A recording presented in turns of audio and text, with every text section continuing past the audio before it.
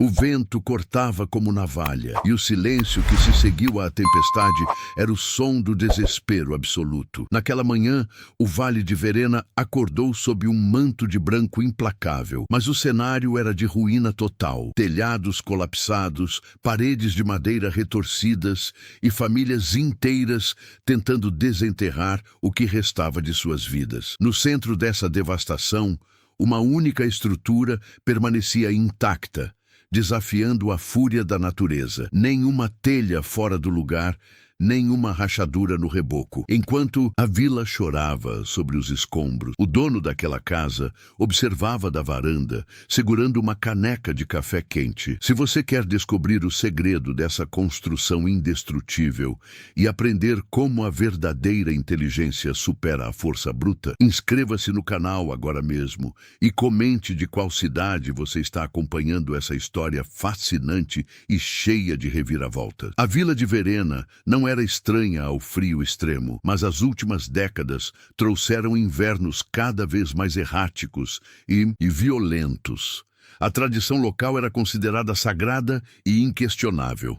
As pessoas construíam casas de madeira pesada, amplas, com telhados bastante inclinados para deixar a neve escorregar rapidamente. Era exatamente assim que os antepassados faziam. E era assim que todos acreditavam que sempre deveria ser feito. A vida no vale era uma repetição constante de ciclos exaustivos. Os moradores trabalhavam arduamente durante os meses quentes para estocar lenha e reforçar as vigas principais com mais madeira maciça, sempre que a nova estação se aproximava. O medo do colapso era constante, mas a obediência cega ao costume era infinitamente maior do que a vontade de inovar. Eles simplesmente aceitavam a destruição sazonal como um imposto inevitável cobrado pela natureza. Elias não era um arquiteto formado nas grandes capitais, mas sim um homem que aprendera a ler o terreno como ninguém. Ex-ferreiro e um observador silencioso da natureza, ele possuía uma mente inquieta que jamais aceitava o famoso ditado "sempre foi assim". Enquanto seus vizinhos gastavam pequenas fortunas comprando toras de carvalho maciço e selantes caros para reforçar suas residências, Elias passava horas incontáveis observando pacientemente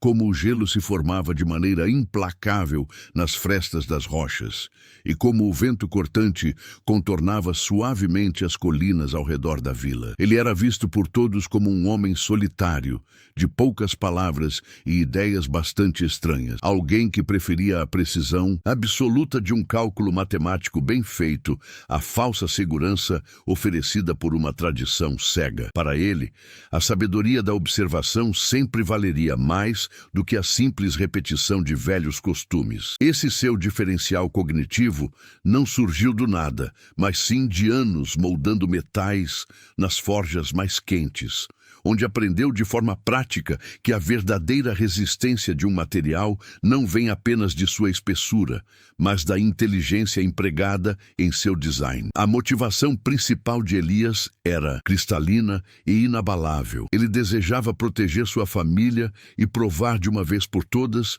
que o sacrifício anual enfrentado por sua comunidade era totalmente desnecessário. Enquanto o senso comum daquelas pessoas ditava que a força bruta da madeira seria a única salvação possível contra a ira do inverno, ele tinha a absoluta certeza de que a estrutura inteligente e adaptável seria infinitamente superior. Ele ansiava por quebrar as correntes da ignorância que mantinham seu povo refém do medo, mostrando que a sobrevivência dependia exclusivamente de trabalhar a favor das forças naturais e nunca contra elas. Quando Elias finalmente decidiu que era hora de reconstruir sua antiga moradia, a vila inteira de Verena parou as próprias atividades para observar com desconfiança e deboche. Ele não seguiu o caminho esperado por todos, que seria encomendar os troncos mais robustos e maciços de carvalho que a floresta vizinha pudesse fornecer para sustentar as paredes. Em vez de erguer uma fortaleza de madeira acima do solo, ele começou a cavar de forma obstinada e profunda, removendo toneladas de terra gelada. Ele enterrou exatamente metade da estrutura principal no declive natural da colina, utilizando uma mistura peculiar de pedras porosas, argila densa e uma camada espessa de isolamento térmico, feita de materiais que todos os outros moradores descartavam sem hesitar: lã de ovelha prensada e cinzas vulcânicas trazidas de longe. Para os vizinhos, ele estava cometendo um erro técnico fatal que condenaria sua residência à umidade eterna e ao mofo. No entanto, o que mais chocou a comunidade e gerou comentários maldosos foi o formato final escolhido por Elias para a cobertura da sua obra. A casa simplesmente não tinha o telhado triangular clássico, com suas vigas expostas e inclinação acentuada, que todos julgavam essencial para a sobrevivência no vale. Em vez disso, ele moldou uma cúpula suave, quase aerodinâmica e discreta, que parecia mais uma protuberância natural da própria terra do que uma residência humana convencional. Para quem passava pelo caminho principal, aquilo parecia um absurdo arquitetônico sem precedentes, um desrespeito direto às leis da engenharia tradicional que protegiam a vila há séculos. A decisão de Elias de abrir mão da verticalidade em favor de uma integração total com o terreno foi interpretada como uma desistência preguiçosa, uma loucura que fatalmente resultaria em um desabamento catastrófico assim que o primeiro grande acúmulo de neve se formasse. Elias está construindo uma tumba para si mesmo antes mesmo de morrer, diziam os homens na taverna local, entre risadas carregadas de escárnio. Os anciãos da vila, guardiões de séculos de costumes, balançavam a cabeça com desaprovação profunda, afirmando categoricamente que sem um telhado alto e pontiagudo,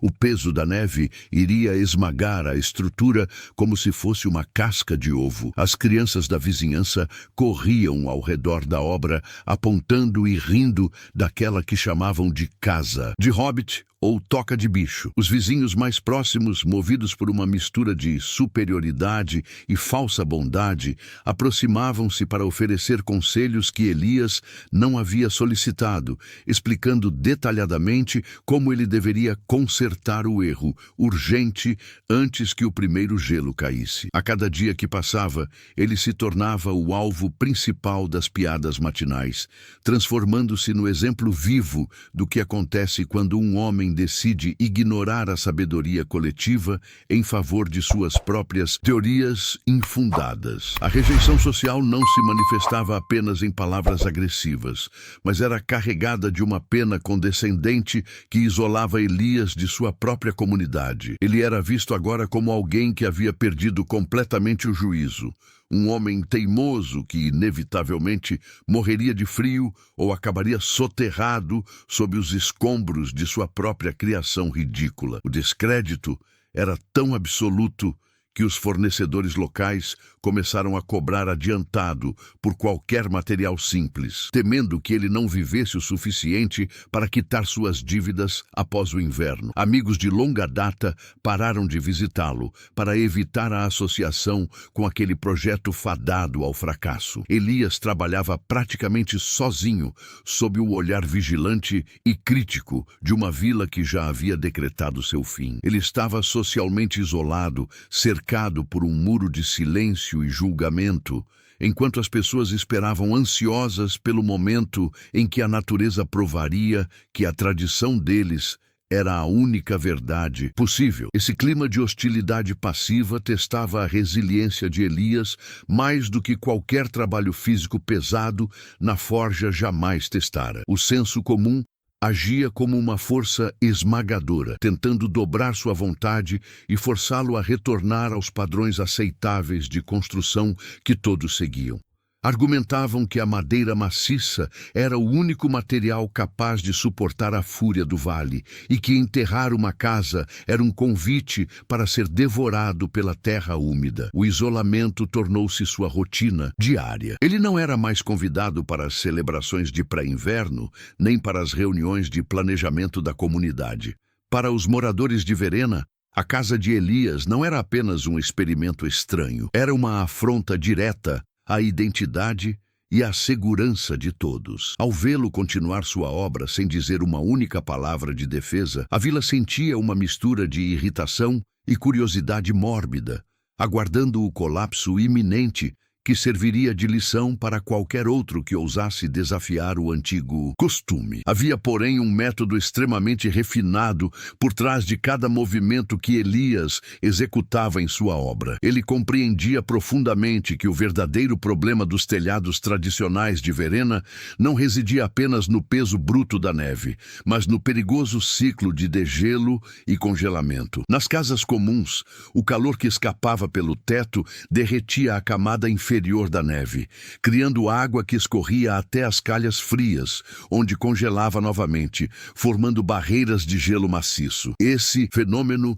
impedia o escoamento natural, criando uma represa de peso insuportável e infiltrações destrutivas. Ao optar por enterrar metade da residência, Elias estava, na verdade, utilizando a geotermia em sua forma mais primária e funcional. Ele sabia que, enquanto a temperatura do ar externo caía drasticamente abaixo de zero, a temperatura do solo, a poucos metros de profundidade, permanecia constante e muito mais amena, agindo como um radiador natural para a estrutura. A escolha da forma de cúpula aerodinâmica também possuía um fundamento técnico brilhante, baseado na observação das correntes de ar do vale. Elias percebeu que as paredes verticais das casas tradicionais funcionavam como velas de um navio, oferecendo uma resistência enorme aos ventos polares que tentavam arrancá-las do solo. Em sua casa, o ar gélido não batia contra uma barreira. Ele simplesmente deslizava suavemente sobre a curvatura da estrutura, exercendo uma pressão para baixo que,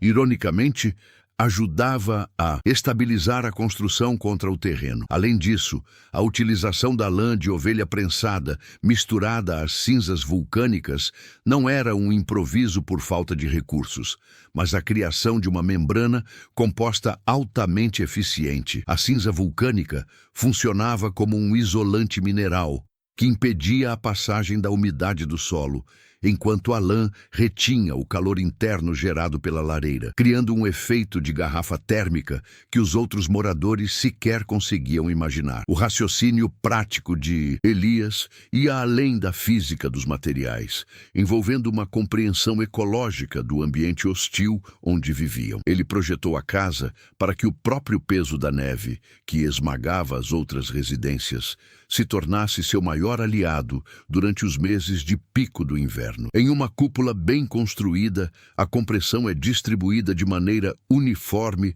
por toda a base, em vez de se concentrar em pontos de tensão específicos, como nas vigas de madeira quadrangulares. Ele antecipou que a neve acumulada sobre a estrutura funcionaria como um isolante extra, criando uma camada de ar aprisionado que manteria o interior aquecido com um gasto mínimo de energia. Cada detalhe, desde o ângulo de inclinação da entrada até a profundidade das fundações de pedra porosa, foi calculado para trabalhar em harmonia com as leis da termodinâmica, transformando o que parecia uma loucura arquitetônica em um sistema de sobrevivência autossuficiente e logicamente irrefutável. O trabalho de execução foi uma jornada exaustiva e solitária que consumiu cada grama da energia de Elias. Enquanto os outros moradores celebravam o fim da colheita com fartos banquetes e danças, ele passava os dias e parte das noites debruçado sobre a fundação, selando meticulosamente cada junta da pedra com uma resina natural de pinheiro que ele mesmo destilara em seu quintal. A aplicação dessa mistura era um processo lento, exigindo paciência para que a vedação fosse absoluta contra as infiltrações do degelo. Ele instalou tubos de ventilação estratégicos que não saíam diretamente para o teto, mas serpenteavam por metros sob o solo antes de emergir na superfície. Esse design inteligente garantia que o ar gélido externo fosse gradualmente pré-aquecido pelo calor residual da terra antes de chegar aos pulmões de quem estivesse lá dentro, evitando o choque térmico constante que assolava as casas vizinhas. As dificuldades enfrentadas por Elias foram além do cansaço físico, envolvendo decisões práticas que testavam sua convicção a todo momento. Em certos dias, a chuva gelada de outono transformava sua escavação em um lamaçal, forçando-o a drenar o terreno manualmente com baldes. Mas ele nunca vacilou em seu propósito. Pequenos sinais de que sua teoria estava correta começaram a surgir de forma sutil, encorajando-o a prosseguir. Durante as primeiras geadas leves da madrugada, enquanto as janelas dos vizinhos amanheciam cobertas por grossas camadas de cristais de gelo pelo lado de dentro, um sinal claro de perda de calor, os vidros triplos e selados de Elias permaneciam completamente límpidos e secos. O interior da casa mantinha uma temperatura agradável e estável, apenas com o calor de uma pequena vela, consumindo uma fração ridícula da lenha que os outros já começavam a queimar desesperadamente. Ele também dedicou semanas ao acabamento da cúpula, aplicando camadas sucessivas de argila misturada com fibras vegetais para criar uma superfície lisa e resistente ao impacto. Elias sabia que qualquer imperfeição poderia criar um ponto de acúmulo de gelo indesejado. Então ele poliu a estrutura até que ela brilhasse sob a luz do sol poente. Enquanto os vizinhos reforçavam seus telhados com pregos e vigas adicionais que apenas aumentavam o peso morto sobre as paredes, Elias removia qualquer excesso, confiando na geometria sagrada de seu projeto. Ele plantou sementes de grama rasteira sobre as partes enterradas, para que as raízes ajudassem a ancorar o solo e fornecer uma camada extra de proteção biológica. Cada decisão prática era um passo em direção a um sistema integrado que não dependia da manutenção constante, mas da estabilidade inerente à sua própria forma arquitetônica. Ao final da fase de preparação, a casa de Elias parecia fundir-se com a colina, tornando-se quase invisível para quem olhasse de longe. Ele havia estocado apenas uma pequena pilha de lenha seca, o que gerou ainda mais piadas entre os lenhadores da região, que previam que ele morreria congelado antes do ano novo. No entanto, Elias sentia uma paz profunda que o isolamento não conseguia perturbar. Ele havia transformado sua visão em realidade física, cuidando de detalhes que ninguém mais via. A inclinação precisa do piso para a drenagem interna e o posicionamento das entradas de luz que captavam o máximo do fraco sol de inverno. Tudo estava pronto para o confronto inevitável com os elementos. Ele fechou a porta pesada de carvalho, que agora estava nivelada com o solo, e aguardou o primeiro rugido do inverno com a calma de quem sabe que a inteligência é o único abrigo que realmente não pode ser derrubado.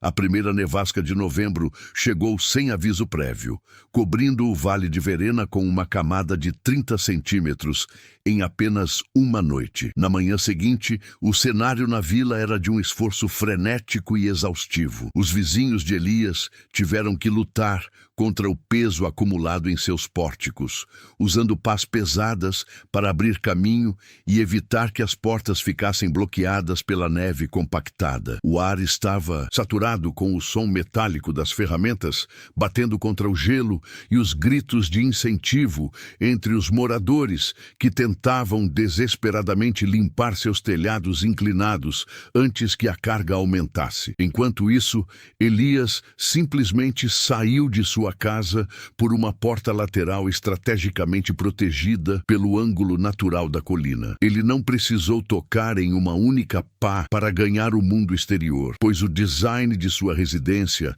havia trabalhado de forma autônoma durante toda a madrugada silenciosa. O vento constante do vale, que costumava empilhar neve contra as paredes verticais das casas tradicionais, havia feito exatamente o oposto na cúpula de Elias. Seguindo a lógica aerodinâmica que ele previra, as rajadas de ar haviam limpado naturalmente a maior parte da neve sobre a estrutura, deixando apenas uma camada fina e uniforme que agora servia como um isolante térmico adicional. Algumas pessoas que passavam pelo caminho ficaram momentaneamente intrigadas com a facilidade com que ele se movimentava, mas o consenso geral na taverna permaneceu inalterado e carregado de ceticismo. Os anciãos insistiam que ele tinha tido apenas uma sorte momentânea com as correntes de ar e que a estrutura enterrada logo sucumbiria à umidade do primeiro degelo parcial. parcial, tornando o interior inabitável e perigosamente frio para qualquer ser humano. A comparação implícita entre a eficiência de Elias e o esforço hercúleo dos outros moradores era evidente para quem quisesse enxergar, mas a cegueira da tradição falava mais alto. Enquanto os vizinhos entravam em suas casas com as roupas encharcadas e os ossos gelados, precisando de horas para aquecer os ambientes vastos e mal isolados, Elias retornava para um interior que permanecia seco e confortavelmente temperado. Ele observava pela janela tripla o vapor subindo dos telhados vizinhos, um sinal claro de que o calor pelo qual eles pagavam caro estava escapando direto para a atmosfera. O verdadeiro inverno, aquele que testaria não apenas a paciência, mas a integridade estrutural de cada viga do vale, ainda estava por vir. E Elias sabia que aquele primeiro teste era apenas o sussurro antes da grande tempestade que mudaria tudo. E o verdadeiro inverno finalmente veio, trazendo consigo o fenômeno que os antigos chamavam de inverno de vidro. A temperatura no Vale de Verena despencou a níveis nunca antes registrados nos diários da vila, atingindo marcas que congelavam a respiração instantaneamente. O vento começou a uivar impressionantes 120 quilômetros por hora, transformando cada minúsculo floco de neve em um projétil de gelo capaz de ferir a pele. No terceiro dia ininterrupto de tempestade, o som sinistro de madeira estalando começou a ecoar por todo o vale, como se a própria terra estivesse gemendo de dor. As vigas das casas tradicionais, sobrecarregadas por toneladas de gelo acumulado, que não escorregava mais devido ao frio extremo, começavam a ceder perigosamente sob o peso morto da natureza. A situação nas residências comuns tornou-se crítica em poucas horas, expondo as falhas fatais do modelo arquitetônico tradicional que todos defendiam. O sistema de aquecimento dos vizinhos falhou miseravelmente sob a pressão do vento. As chaminés altas projetadas para telhados pontiagudos acabaram entupidas pela neve que era soprada horizontalmente com força total. Sem a exaustão correta, a fumaça começou a invadir as salas, forçando as famílias a escolher entre morrer sufocadas ou congelar com as lareiras apagadas. O risco para a comunidade não era mais apenas o desconforto sazonal ou a perda de alguns suprimentos. Agora era uma questão de sobrevivência imediata, em um ambiente que se tornara letal. O pânico começou a se espalhar silenciosamente conforme as paredes de carvalho tremiam sob as rajadas. Enquanto o caos se instalava lá fora, a vantagem estratégica do projeto de Elias tornava-se cada vez mais evidente para ele mesmo, embora o mundo exterior ainda não pudesse ver. O vento brutal, em vez de tentar arrancar seu telhado como fazia com os vizinhos, agora pressionava a cúpula firmemente contra o solo, aumentando a estabilidade estrutural da casa. O ruído do vendaval chegava aos seus ouvidos apenas como um sussurro distante, abafado pelas camadas de terra e lã de ovelha que o protegiam. Ele não precisava lutar contra a chaminé entupida, pois suas saídas de ar foram desenhadas para trabalhar a favor da pressão atmosférica. Elias estava seguro em um casulo de silêncio, enquanto a vila inteira enfrentava a maior crise de sua história. No quinto dia de tempestade absoluta, a casa de Elias tornou-se um farol silencioso de esperança em meio ao deserto branco e hostil. Enquanto as luzes de todas as outras casas se apagavam sistematicamente, fosse por falta de lenha seca, por danos estruturais graves ou por infiltrações de gelo, a fumaça rala, constante e controlada, continuava a sair da pequena ventilação de Elias. Pela fresta das cortinas térmicas, os vizinhos desesperados, que ainda conseguiam olhar para fora, viam o brilho quente e dourado de uma lareira que parecia não se abalar por nada. A lógica dele estava se provando superior a cada hora que passava. A neve acumulada sobre a cúpula agora servia como um isolante térmico extra de alta eficiência. O cenário era de um contraste brutal e quase poético entre a teimosia humana e a inteligência prática aplicada. A neve, que para todos os outros era o inimigo mortal que ameaçava esmagar seus lares, para Elias era uma aliada que transformava sua casa em um iglu tecnológico e virtualmente indestrutível. Ele havia previsto que o acúmulo de gelo criaria uma camada de ar aprisionado, mantendo o calor interno com um gasto mínimo de recursos, enquanto os líderes da vila tentavam, em vão, escorar telhados que já estavam condenados. Elias lia calmamente ao lado de sua fonte de calor, sabendo que a estrutura enterrada na colina era a única coisa que realmente permaneceria de pé quando a fúria do inverno de vidro finalmente passasse. Naquela noite fatídica, o silêncio da madrugada foi subitamente rasgado por um estrondo metálico e surdo que ecoou por todo o vale, fazendo a terra tremer sob os pés de quem ainda vigiava. O teto da prefeitura, a construção que todos consideravam a mais robusta, cara e segura de Verena, finalmente cedeu sob o peso colossal de 5 metros de neve compactada e gelo maciço. Foi o ápice do desastre anunciado, o momento em que a tradição se curvou diante da física implacável da natureza. Com o coração da vila em ruínas, famílias inteiras foram forçadas a abandonar seus lares no frio mortal, carregando apenas o que podiam em busca de qualquer centelha de calor que ainda restasse no vale.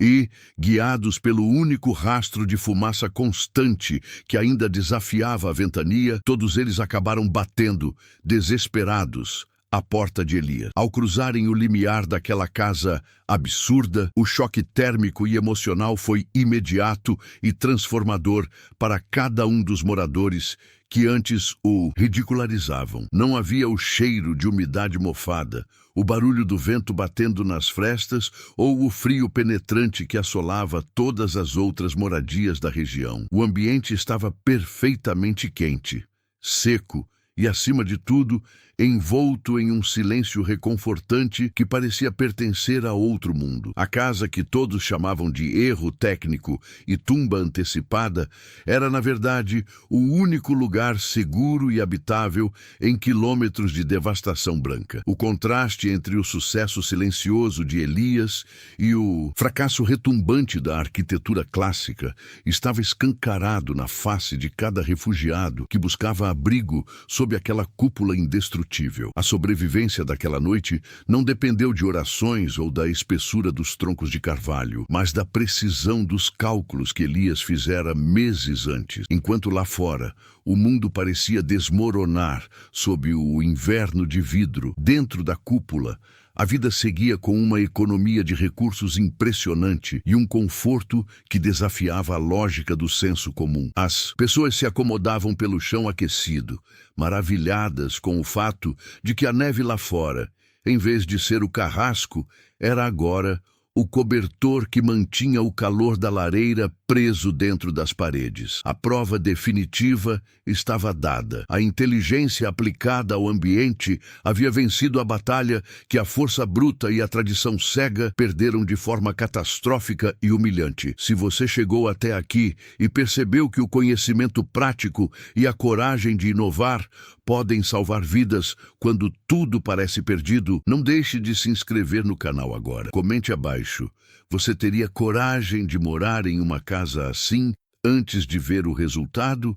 Ou seguiria a multidão até o fim? Sua participação é fundamental para continuarmos trazendo histórias de superação e sabedoria como esta. A economia de Elias tornou-se o maior testemunho de sua vitória prática sobre o caos. Enquanto a prefeitura e as casas grandes haviam consumido estoques inteiros de lenha apenas para manter seus moradores acima da temperatura de congelamento, a casa enterrada de Elias ainda possuía quase toda a sua reserva intacta. O isolamento térmico de lã e cinzas, combinado com a proteção natural do solo, criaram um ecossistema interno tão eficiente que o calor humano das pessoas ali abrigadas já era quase suficiente para manter a temperatura estável. Onde antes havia desdém, agora havia um silêncio de profunda reflexão. Todos ali compreendiam, através do calor em suas mãos e do teto seguro sobre suas cabeças, que o homem que eles chamaram de louco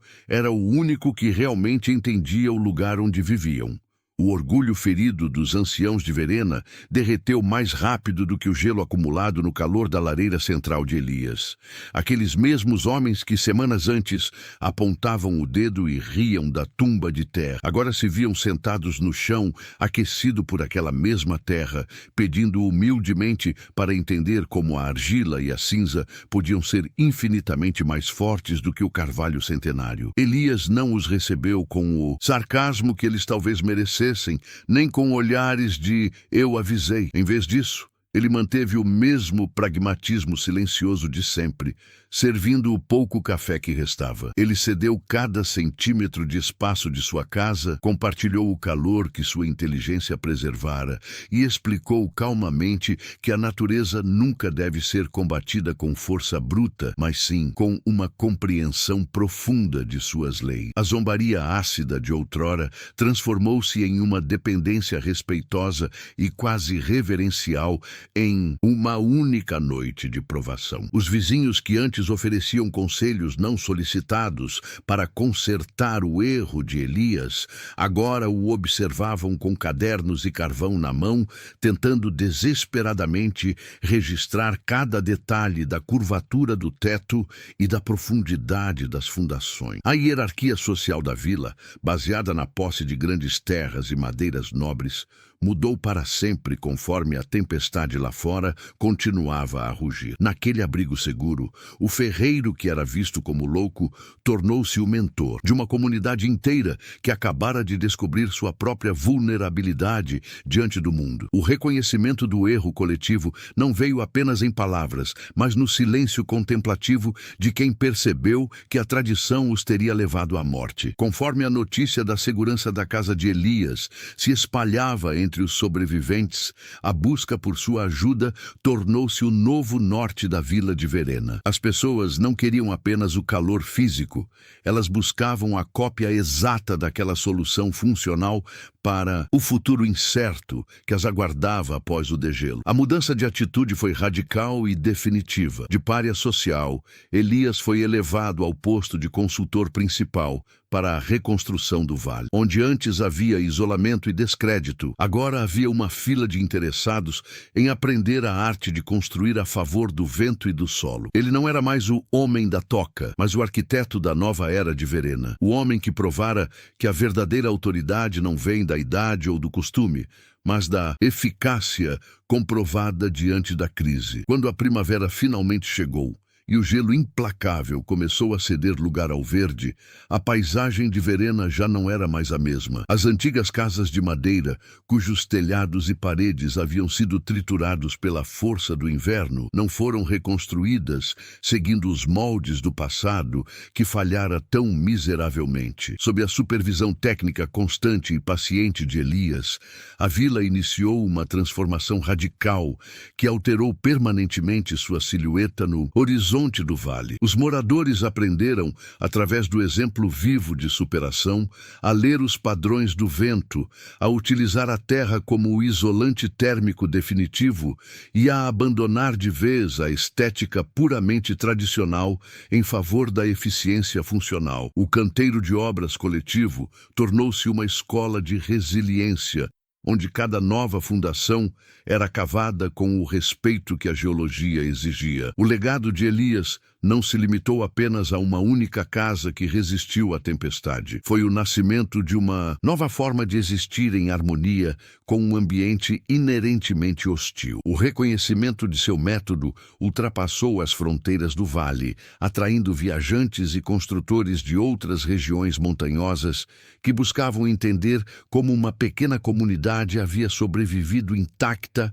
ao inverno de vidro. A transformação do sistema habitacional de Verena serviu de modelo para políticas de segurança climática em todo o norte, provando que a vulnerabilidade pode ser convertida em uma fortaleza arquitetônica quando se aplica o conhecimento correto. O que começou como o projeto isolado de um homem visto como louco, acabou por redesenhar o destino de um povo, garantindo que o medo do inverno fosse substituído pela confiança na inteligência prática.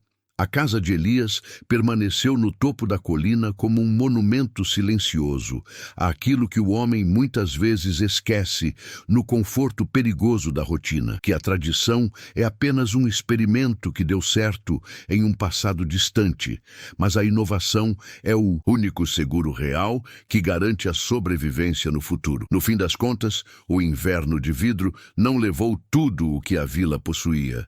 Ele levou apenas a arrogância cega de quem acreditava que o ontem era o limite absoluto do que se poderia construir hoje. O Vale de Verena floresceu novamente, mas agora com uma base sólida de inteligência aplicada, onde o conhecimento de um ferreiro observador se tornou a pedra angular de uma nova civilização serrana. A história de Elias nos ensina que a adaptação inteligente sempre vencerá a força bruta e que observar os padrões da natureza é um poder muito mais vasto do que simplesmente seguir o consenso da multidão. O verdadeiro abrigo, como Elias provou para cada alma que se aqueceu em sua lareira naquelas noites de desespero, não é feito apenas de paredes grossas de carvalho ou pedras empilhadas, mas de uma mente aberta para o novo e corajosa o suficiente para ser ridicularizada. A mensagem que ecoa através das gerações em Verena